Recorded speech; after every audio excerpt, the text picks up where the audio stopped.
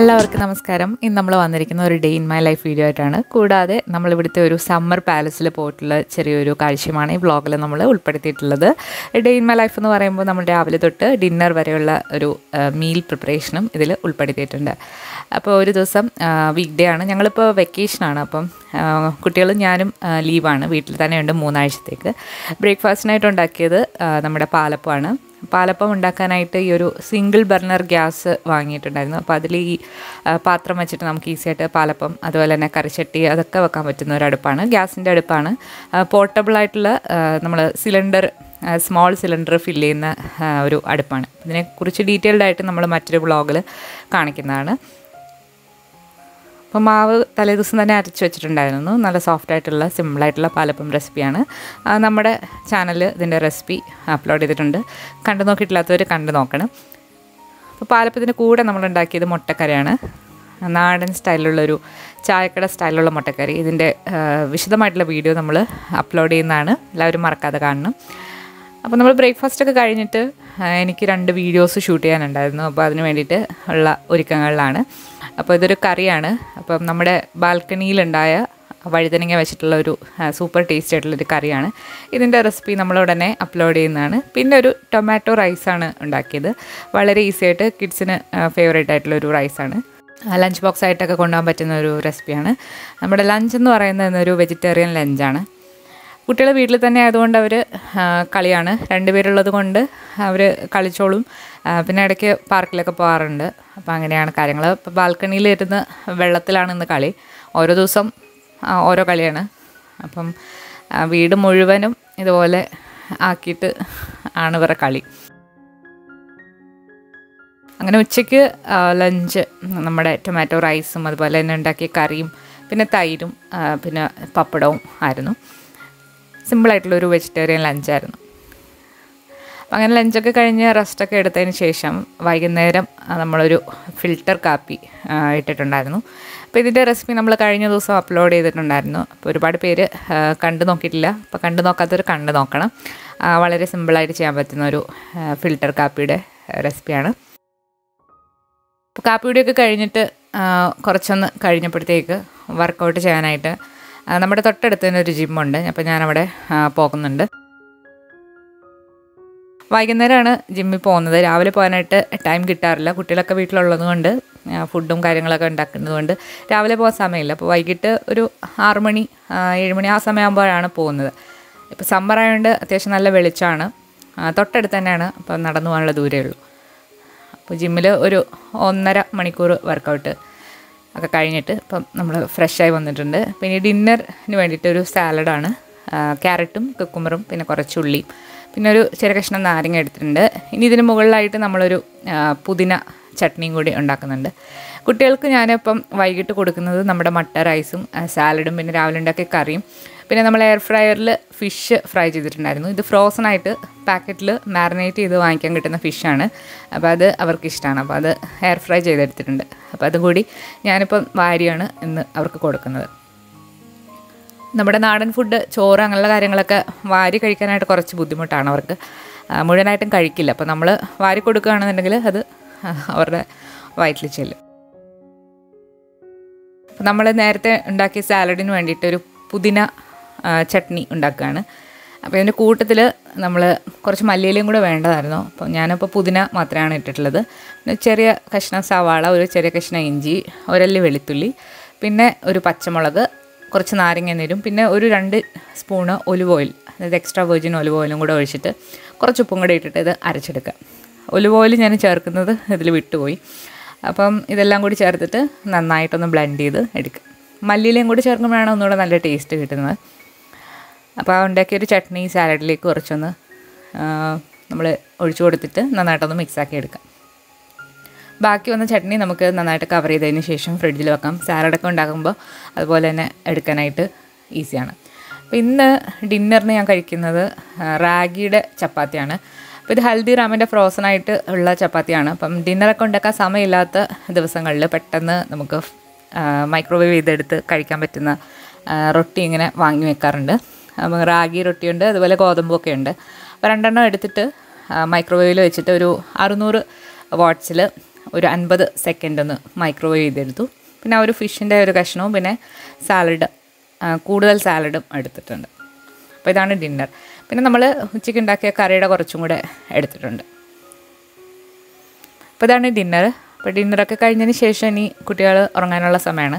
അപ്പോൾ ഇപ്പോൾ അവധിയായത് കാരണം ഇവർ കുറച്ച് ലേറ്റായിട്ടാണ് ഉറങ്ങുന്നത്. സാധാരണ 8:30 സമയമൊക്കെ ആകുമ്പോഴും ഉറങ്ങുന്നതാണ്. ഇപ്പോൾ ഒരു 10-10:30 ആ സമയമാകുമ്പോഴാണ് അവർ ഉറങ്ങുന്നത്. അപ്പോൾ ബ്രഷൊക്കെ ചെയ്തതിന് ശേഷം അവരെ ഉറക്കാനായിട്ട് കിടത്തി.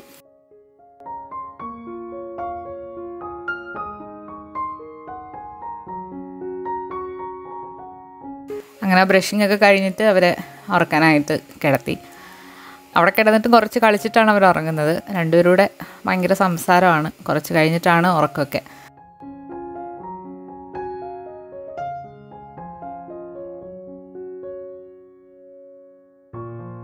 ഇതിപ്പോൾ അടുത്ത ദിവസമാണ്. നമ്മൾ ഹെൽസിംഗ്ബോർഗ് എന്ന് പറഞ്ഞ സ്ഥലത്തേക്കാണ് പോകുന്നത്. നമ്മൾ ഉച്ചയ്ക്ക് ഫുഡൊക്കെ പുറത്തുനിന്നാണ് കഴിച്ചത്. അപ്പോൾ അത് കഴിഞ്ഞിട്ട് നമ്മൾ അങ്ങോട്ടേക്ക് പോവാണ്. സൊഫിയറോ പാലസ് എന്ന് പറഞ്ഞ സ്വീഡിഷ് സമ്മർ പാലസിലേക്കാണ് നമ്മൾ പോകുന്നത്. ഇവിടെ ഒരുപാട് കൊട്ടാരങ്ങൾ കാണാൻ പറ്റും, നല്ല ഭംഗിയുള്ളത്. അപ്പോൾ അതിലൊന്നാണ് സൊഫിയറോ പാലസ്. സ്വീഡിഷ് രാജകുടുംബാംഗങ്ങളുടെ സമ്മർ പാലസാണ്. നല്ല ഭംഗിയുള്ളൊരു പാലസാണ്. അപ്പോൾ നമ്മൾ പാർക്കിങ്ങിൽ വണ്ടിയൊക്കെ പാർക്ക് ചെയ്തതിന് ശേഷം ഈ കാണുന്ന മതിൽക്കെട്ടിനുള്ളിലാണ് പാലസ് ഉള്ളത്. പാലസ് ആദ്യം ഒരു വലിയൊരു ഫാമായിരുന്നു. പിന്നെ അത് സ്വീഡിഷ് രാജകുടുംബാംഗങ്ങൾ വാങ്ങിച്ചിട്ട് ആദ്യം ഒരു നിലയായിരുന്നു. പിന്നെ അത് 1865 ആ ഒരു കാലഘട്ടത്തിൽ മുകളിലേക്ക് പുതുക്കി പണിഞ്ഞ് അങ്ങനെ ഉള്ളൊരു പാലസാണ്. അപ്പോൾ അതിൻ്റെ മുന്നിൽ തന്നെ നല്ല മനോഹരമായിട്ട് ഒരു ഗാർഡനും പുൽത്തകടിയൊക്കെ ഉണ്ട്. അപ്പോൾ ഒരുപാട് പേരവിടെ ഉണ്ടായിരുന്നു. പിന്നെ ഇവിടെ തന്നെ വലിയ വലിയ ഗാർഡൻസും കാര്യങ്ങളൊക്കെ ഉണ്ട്. ഈ പാലസ് വന്നിട്ട് അതിൻ്റെ ഏറ്റവും താഴത്തെ നില എന്ന് പറയുന്നത് ഒരു റെസ്റ്റോറൻ്റാണ്. അതുപോലെ രണ്ടാമത്തെ നില എന്ന് പറയുന്നത് നമുക്ക് അവിടേക്ക് കിടക്കാൻ പെർമിഷൻ ഇല്ല. അതും റെസ്റ്റോറൻറ്റിൻ്റെ ഭാഗമാണ്. നമ്മൾ മുകളിലത്തെ നിലയിലാണ് ബാക്കി എക്സിബിഷനും കാര്യങ്ങളൊക്കെ ഒരുക്കിയിട്ടുള്ളത്. അത്യാവശ്യം വലിയൊരു പാലസാണ്. നല്ല തിരക്കും ഉണ്ടായിരുന്നു. നമ്മൾ കയറി ചെല്ലുമ്പോൾ തന്നെ ഒരു ചെറിയൊരു പാസേജാണ്. അതിൻ്റെ ലെഫ്റ്റ് സൈഡിലേക്ക് നമുക്ക് പ്രവേശനമില്ല. അത് റെസ്റ്റോറൻറ്റിൻ്റെ ഭാഗമാണ്. അതുപോലെ തന്നെ അതിൻ്റെ റൈറ്റ് സൈഡിൽ നമുക്ക് കോമൺ ആയിട്ട് യൂസ് ചെയ്യാൻ പറ്റുന്നൊരു റെസ്റ്റ് റൂമൊക്കെ ഉണ്ട്. പിന്നെ നമ്മളൊരു സ്റ്റെയർ കേസ് വഴി മുകളിലേക്ക് പോവാണ്. ഇതാണ് ഏറ്റവും മുകളിലത്തെ നില. ഇതിൻ്റെ അണ്ടർഗ്രൗണ്ടിലും ഒരു നിലയുണ്ട്. ഒരുപാട് റൂംസും ഒക്കെ ഉണ്ട്.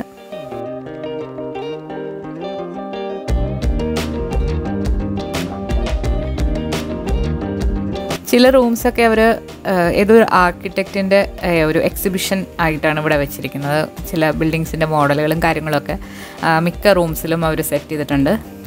പിന്നെ ചില റൂംസിലാണ് രാജകുടുംബാംഗങ്ങൾ യൂസ് ചെയ്തിരുന്ന ഫർണിച്ചറും കാര്യങ്ങളൊക്കെ വെച്ചിട്ടുള്ളത്. അതുപോലെ തന്നെ നമ്മൾ മുകളിൽ നിന്ന് നോക്കുകയാണെങ്കിൽ നല്ലൊരു വ്യൂവും പുറത്തേക്കുണ്ട്. അപ്പോൾ ഇതൊരു റൂമാണ്.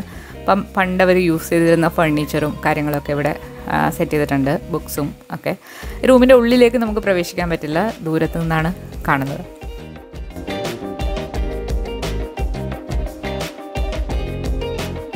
സ്വീഡിഷ് കൊട്ടാരങ്ങളൊക്കെ ശരിക്കും സ്റ്റോക്ക്ഹോമിലാണുള്ളത്. അപ്പോൾ അവിടെ ഒരുപാട് മനോഹരമായുള്ള കൊട്ടാരങ്ങളൊക്കെ ഉണ്ട്. അപ്പോൾ ഇവിടെ സമ്മർ ആകുമ്പം ഒരു സ്പെൻഡ് ചെയ്യാൻ വരുന്നൊരു പാലസാണ്.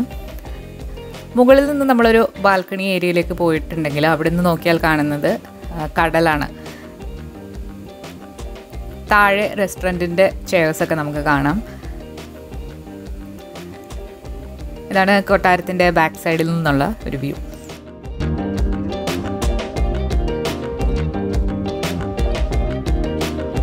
ഇത് മറ്റൊരു റൂമാണ്.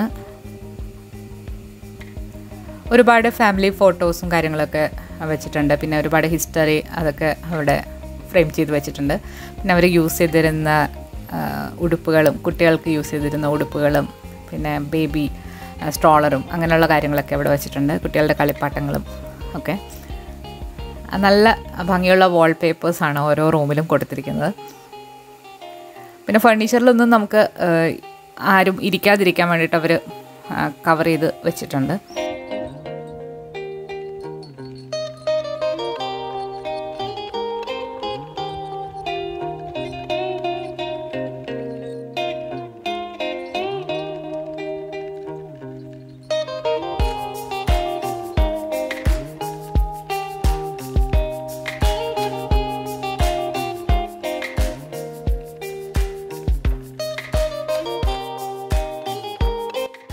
ഇതവരുടെ TV റൂമാണ്.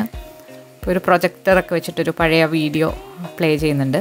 അങ്ങനെ നമ്മൾ കൊട്ടാരത്തിൻ്റെ ഉള്ളിലെ കാഴ്ചകളൊക്കെ കണ്ടതിന് ശേഷം അതിന് ചുറ്റിന് നമ്മളൊന്ന് നടക്കാൻ പോയി. നല്ല ഒരു റെയിൻ ഫോറസ്റ്റ് പോലത്തെ ഒരു നല്ലൊരു കാട് പോലെയാണ്. ട്രക്കിങ്ങിന് പോകുന്ന പോലത്തെ ഒരു എക്സ്പീരിയൻസ് ആണ്. കയറ്റവും ഇറക്കമൊക്കെ ആയിട്ട് ചെറിയ നദി, അതുപോലെ തൂക്കുപാലം, അങ്ങനെ ഒരുപാട് കാര്യങ്ങൾ കഴിഞ്ഞിട്ട് നമ്മൾ താഴേക്ക് ഇറങ്ങി ചെല്ലുമ്പം അവിടെ കാണുന്നത് കടലാണ്. ഇതിൻ്റെ അക്കരെ എന്ന് പറയുന്നത് ഡെൻമാർക്കാണ്. അവിടെയും ഒരു മനോഹരമായിട്ടുള്ള കാസിൽ നമുക്ക് കാണാം. അതായത് ഒരു പാലസ് നമുക്ക് ഇവിടെ നിന്ന് കാണാം. അപ്പോൾ ഈ വീഡിയോയിൽ അത്ര ക്ലിയർ ആയിട്ടില്ല. അതും വളരെ മനോഹരമായിട്ടുള്ള ഒരു കാസിലാണ്. അപ്പോൾ അതിനെക്കുറിച്ചുള്ള വീഡിയോ നമ്മൾ അപ്ലോഡ് ചെയ്യുന്നതാണ്. 5 മണി വരെ ആയിരുന്നു കൊട്ടാരത്തിലേക്ക് നമുക്ക് പ്രവേശിക്കാനുള്ള സമയം. അത് കഴിഞ്ഞിട്ട് നമ്മൾ അവിടെ നിന്ന് ഇറങ്ങി. അപ്പോൾ ഇന്നത്തെ ഈ ഒരു ചെറിയ വ്ളോഗ് നിങ്ങൾക്ക് ഇഷ്ടമായിട്ടുണ്ടെങ്കിൽ വീഡിയോ ലൈക്ക് ചെയ്യാനും അതുപോലെ തന്നെ നിങ്ങളുടെ അഭിപ്രായങ്ങളൊക്കെ കമൻസിലൂടെ അറിയിക്കാനും മറക്കരുത്. കൂടുതൽ ഇതുപോലെയുള്ള വ്ളോഗ്സുകൾ കാണാൻ മറക്കാതെ നമ്മുടെ ചാനൽ സബ്സ്ക്രൈബ് ചെയ്യുക. പുതിയൊരു വീഡിയോ ആയിട്ട് നമുക്ക് വീണ്ടും കാണാം. താങ്ക്